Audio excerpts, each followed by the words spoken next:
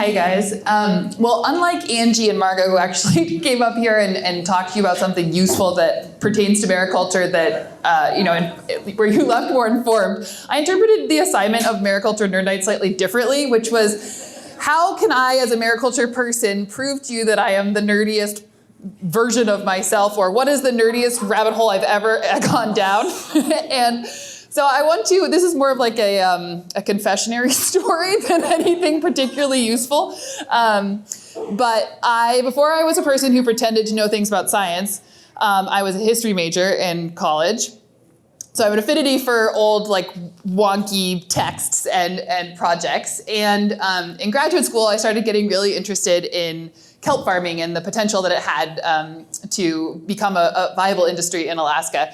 And so I started just researching lots more about kelp. And I ended up down this very windy rabbit hole into the deep, deep archives of my university's rare book library, where there was a book written by the naturalist Aleksandr Postels. It's all printed in Latin. But what this book is it's called Illustrations Algarum, and it is a journal, a sort of like recollection in a journal of the very first Russian voyage that came from Russia in 1826, to what is now present-day Alaska, where the intended mission was to document as many fauna and flora as they possibly could. So they brought along this very talented artist, Postels, who has described and drawn all of these seaweeds for the very first time for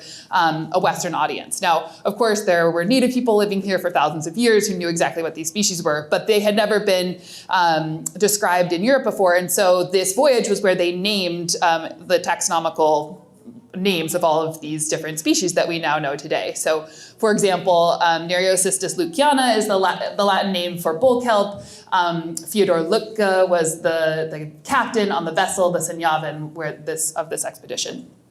So anyway, I spent a week in the library archives at grad school flipping through this book. There are over 100 different illustrations. They're printed in this like 3x4 foot format, and they're hand done lithographs that were individually printed in 1840, and just the most amazing and beautiful illustrations that I think are just kind of give this like sense of otherworldliness and mystery of all of these kind of creatures and these things that grow beneath the sea that they were discovering for the very first time.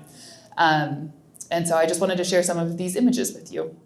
And I should say that, so this in the back of the book, there are these charts like this where he has done a bunch of dissections and is kind of counting the cellular components of the kelp. And to Angie's presentation earlier, this was the first time they were trying to figure out where did these species fit in that taxonomical flow, and kept running up against these the fact that seaweeds are really hard to classify, or really hard to put into any group. And I thought that his kind of like ponderings on this in illustration form are really compelling.